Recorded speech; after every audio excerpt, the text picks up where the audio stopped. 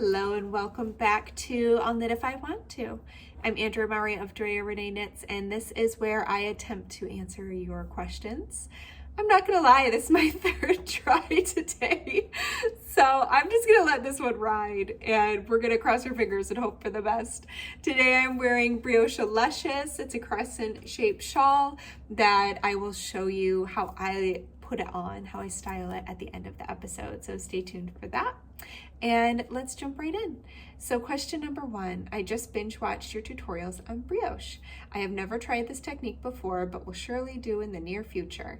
My question to you is, when knitting two-color brioche, do the yarns have to be relatively the same weight? No, they don't. That can actually be one of the really beautiful and fun things to play with in brioche, is that you can use, so when I think of brioche, I wish I had a swatch of it. I am wearing it right now. It's not quite as easy to see. I'll just get real close to the camera here. So when you think of brioche, there we go. When I'm gonna talk about like the top of the fabric. So by that, I mean the yarn that is closer to you when the right side of the fabric is facing. And then the bottom is what I mean by the yarn that would be dominant on the wrong side of your fabric, on the back of your piece. So by using two different weights of yarn, I would recommend using a lighter weight yarn on top, so dominant on the right side of your fabric, and then the heavier weight would be dominant on the back side, so that it looks like the lighter weight. So for instance, using lace weight, like a lace weight mohair on top of a fingering weight, especially like a single ply like this, would be so beautiful. Or you could even think bigger, like doing a fingering weight on top of like a worsted weight. And what it does is it enhances that kind of shadow effect we get with the ribbing of brioche. Like I think of it almost like a mountain peak, like we're sharpening that peak by using a lighter weight on top of the heavier weight. So it can be absolutely stunning. Definitely play around with that. All right, and I would just, not that you asked this, but maybe some of you will be wondering, but then what needle size do you use? So generally what I like to do if I am combining two different yarn weights for brioche is I would go on the small end of the needle range for the heavier weight yarn. So let's say I was using a worsted weight yarn, that the needle range for that would maybe be between a 5 or a 7 or a 6 to an 8. I would go towards that 5 to 6 personally. In general, when knitting brioche, your gauge will always be looser in brioche than in other types of fabric, because that's the nature of the fabric with all those yarn overs in there. So I always like to size down in brioche because I like when it's like the ultimate kind of squishy fabric. I don't like it to be too open. So yeah. Okay, next question. This one actually snuck in two questions. So, question number one, I chuckle at the name I'll Knit If I Want To. You mentioned it is the name of your original blog. How did your blog get that name? I love it. I find myself saying I'll knit if I want to when I'm casting on something new instead of working on current whips. I like that. I hadn't thought about it like that. So yeah, I was born in the 80s, and so I think I probably just had, I'll cry if I want to, in my head at the moment that I named my blog on Blogger back in the early 2000s and was like, I'll knit if I want to. So that was it. And for the second question, I want to become more skillful in brioche. Another brioche question. Which shawl pattern would be best for someone with little brioche experience? So I'm actually, before I forget, gonna write that in here. So I actually would recommend what I call like the little sister to this shawl, which is Brioche Delicious. It was actually the first brioche pattern I ever designed, and it is still one of my favorite shawls I've ever designed. I actually just this last year gifted my original sample to my best friend, because from the moment I published that one, she was like, I love that shawl. So I actually need to knit myself a new one now. But it's really great because it's a crescent shawl and it has bands of garter and then bands of brioche. So you get to practice your brioche, and then you get to take a break and just relax with some garter stitch. And then practice your brioche and then garter stitch, and you're only ever increasing on the edges, so you don't have to do like a ton of shaping. And then in the middle, it's just like practicing the brioche, and then you get to the other edge, and then you get to try your increases again. And increases in brioche, I definitely think are easier than decreases when you're kind of still at those beginning stages. So that's the one I would definitely recommend. By the end, you'll be nice and consistent with your brioche stitches.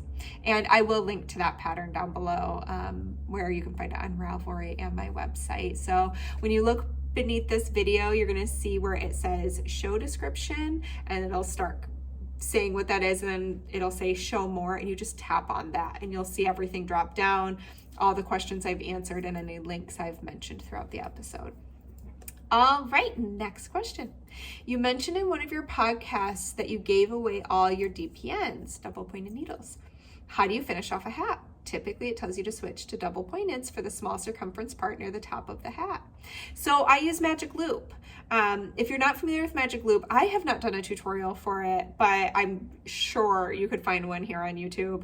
But I like to carry around everything I need in one case. I've shown this many a time. This is my Maxwell from Magpie Fibers. I actually have two, because I have one for my metal needles and one for my wood needles. So this has all my needles and my cords in it, and I love it. So this is then all I have to carry. So when I get to the crown shaping, I use a longer cord with the same size needle tips, and that way I can just do Magic Loop until I get to the last few stitches of the hat. And that's just what works for me. I 100%, there is nothing wrong with double pointeds. I really loved them when I first was knitting, because I felt like a magician. Being able to wield all those needles felt just really fun. But now I think Magic Loop just feels really easy for me, and I like that I can carry everything I need in one needle case when I'm traveling, or even just, around my house. I tend to carry my knitting bag around my house so that any moment I can sneak in a few stitches, I will, and I have everything I need by just carrying that one case. All right, and I know I'll probably get asked again, so I will also link the Maxwell below as well. It's from Magpie Fibers. I know it's been quite popular, so it may be sold out, but they might be doing pre-orders. So yeah, it's fabulous. I really love it.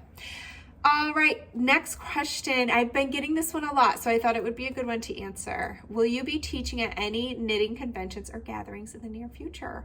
So I don't know. I obviously have not been teaching this past year. I finally taught for the first time just a couple weekends ago. I'm like, what day is it? Well, a few weeks ago now. I had the great pleasure of teaching at Harrisville in New Hampshire, which is just a short drive from where I live. And it was wonderful. It really reminded me just how much I love to be in the classroom environment, sharing like what I love. It was really, really wonderful being with other knitters. And I am teaching once more this fall at Squam Art Workshops, but that is already sold out. I think it sold out when they posted about it quite a long time ago. So as of right now, I don't have anything else on the books. I'm kind of trying to make that decision. It's hard with the uncertainty of everything that's been going on.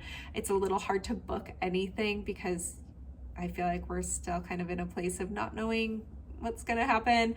And with my own personal health, taking this past year and a half away from teaching, I just realized how much it was impacting my health. So traveling every month and teaching really, really took it out of me. I pretty much would come home and get sick every single time because of my weakened immune system. So I would like to, I just am trying to kind of figure out the best way to go about it. So hopefully at least a few a year, but we'll see. I definitely, if you're interested in taking any of my workshops in the future, I will always post them in my newsletter. So that's a really great way to find out about them, is to sign up in the link below in the show notes. And I usually also have a page on my website that I keep updated with events, because the only events I was doing this year, these 2 classes I was doing, all sold out immediately, so I couldn't even get them up there in time. But future events, if I start booking them, that's where they'll be. But definitely sign up to the newsletter, because I try to get out things like that as early as I can to newsletter subscribers. All right, last question. I'm excited to knit your new sweater, Illuminate. Thanks, I hope you love it. I have never knitted with mohair before. Are there tips to winding the yarn? Since we are using 2 strands of mohair, do you wind them together, use 2 balls, or pull from the inside and outside? How do you do a gauge swatch with mohair? Do I count? So this is a lot of questions. I'll break this down because they're great questions on mohair. So one of the best tips will throw out right away is if you are ever battling with your mohair, whether it be winding it into a cake, frogging, knitting in general, if it's getting angry, especially for those of us in the Northern Hemisphere right now that it's summertime, put it in the freezer. So putting your mohair in the freezer will get those fibers to chill out, literally, and it will help any kind of tangling issue. So definitely if you ever have to tear back in mohair, I 100% would go put that project in timeout for a little bit and then untangle it. As far as winding the yarn, I personally do not ever wind yarn together, even when holding 2 strands together. I did it once and I'll never do it again. So that did not work out well for me. I think I've seen other people do it and it was fine. But for me, those strands, eventually they just weren't pulling out at the same as quickly as each other. So I ended up with like a long one that I actually had to like roll up a little ball because it was getting tangled. It was just a mess. And you can certainly pull from the inside and the outside again with mohair because it's such a fuzzy yarn. If you're at all nervous and you don't want to have to deal with the thoughts of anything getting tangled, I personally, when I knit the sweater, I had 2 cakes in my mohair and I just pulled a strand from each, held them together and knit with them. That's just what worked well for me. But there is a lot of people who will pull 1 strand from the outside, 1 strand from the inside. So if that works for you, there's nothing wrong with it. For the gauge swatch with mohair. So for the gauge swatch for that sweater, I'm just gonna pull up the pattern. So I do always include how to swatch in my patterns. So you will see on page 2 where it says gauge. So this one is just measured over stockinette stitch in the round after blocking. So it's really up to you. If you are using different yarns than the ones I recommended in the pattern, you might want, what I would do is probably, since the body of that sweater is striped, you could absolutely just do like a striped swatch in the round. She actually goes on to ask, or they go on to ask, or both, and how large of a gauge swatch do you do with mohair, since I believe the mohair can't be used again after you swatch it. I sometimes run close on yarn. So number 1 on that, if you feel afraid you're going to run close on yarn, I would always recommend buying an extra skein. That's at least what I do. I know that it's not always an option, especially depending on the price point of the yarn, but when it comes to things, especially if you're purchasing from an indie dyer and dye lots change, I would rather make sure I have enough yarn than chance running out. It's a tricky one because since you need to swatch in the round, the easiest way to do that, I talked about a couple episodes ago. I think it was the last episode of July. I talked about swatching in the round and how you can just hold, like, you're only going to knit across the front of your fabric, and then you're just going to take your working yarn and do a loop so that you can work across. This is on the wrong side. There we go. Like this. Boop, so that then you can work across the front again, and then you'll just have all these strands hanging in the back. Now, if you leave those strands loose enough, you can then wet block that and measure it, and then if you did need to unravel it, I would put it in the freezer and then unravel. And that will, in general, there's no rule that says you can't unravel mohair from your swatch and use it again. Where people might have a hard time with that is if their mohair, its nature is to be fuzzy and kind of grab onto itself, gets tangled. But that's why I would do the freezer trick and then just slowly pull it out. I mean, I've definitely frogged mohair. I will also say, I doubt you'll run low on the mohair if you buy the quantity listed in the pattern. I do always put in a little, like at least a 10% cushion. And where else was I going with that, with the swatching? But yeah, so that's what I would do. And in general for a sweater, really for anything, I would recommend doing a 6x6 inch swatch to get a more true reading. But yeah, they are, especially if you are using spin cycle as well, you might want to be able to reuse that, in which case I would do the long loops around the back so that you could unravel it after you've measured your swatch, just in case you do want to be able to use that yarn again. Also keep in mind that we generally knit color work tighter than stockinette fabric. So if you're new to color work, you could also do a small swatch of your color work to check your gauge on that, or check your gauge as you're knitting to make sure you're not tightening up those floats too much.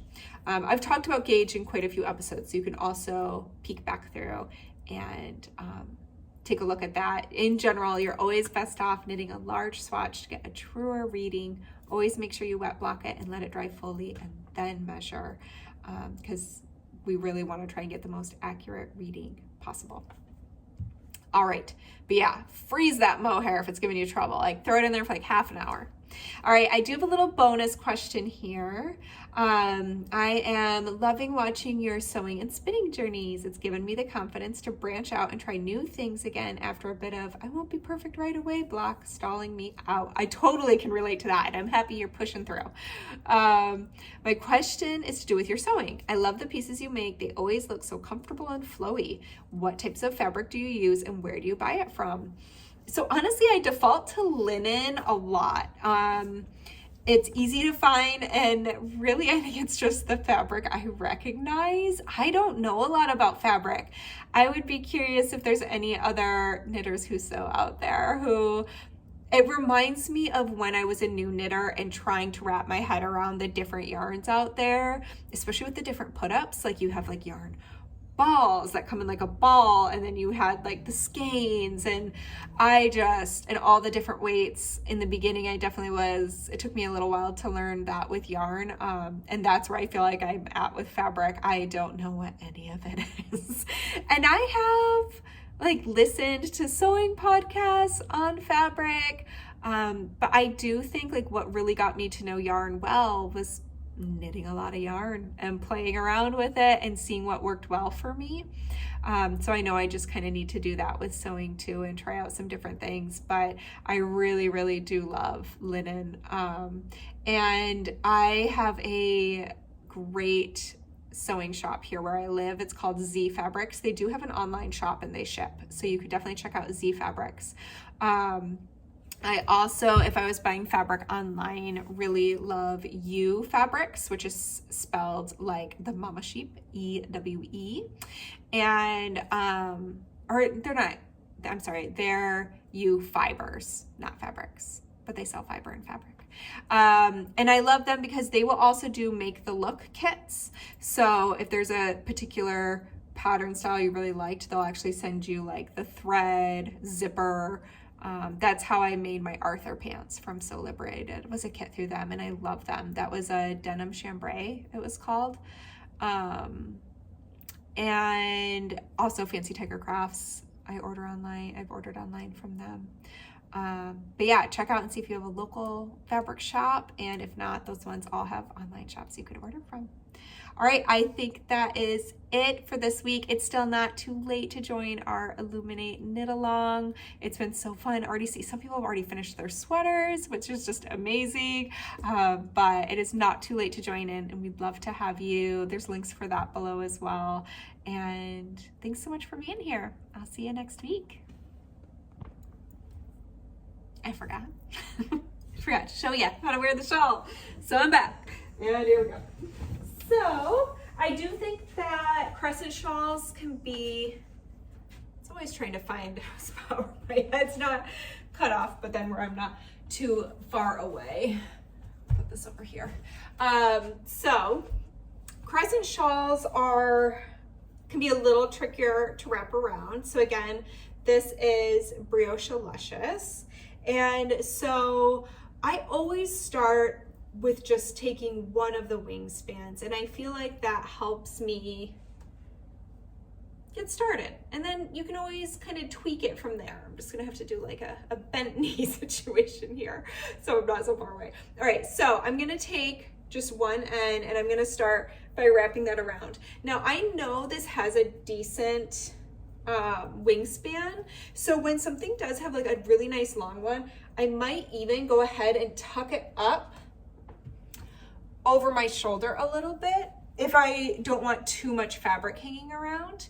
And now the thing I love about a crescent shawl is it does want to just like wrap around you. So now I'm just gonna take the other side and I'm just gonna wrap it.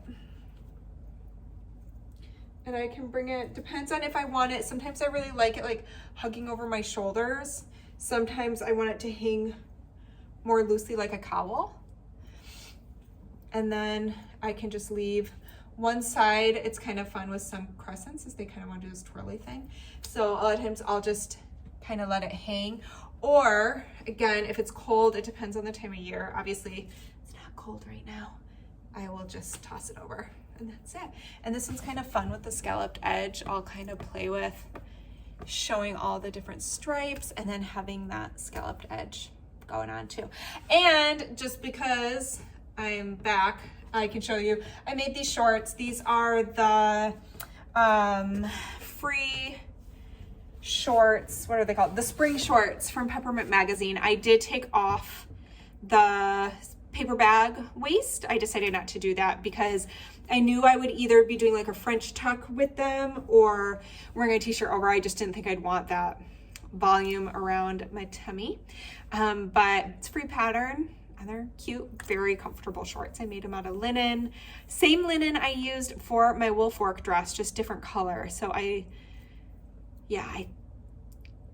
know they sell it at both Z Fabrics and U Fibers.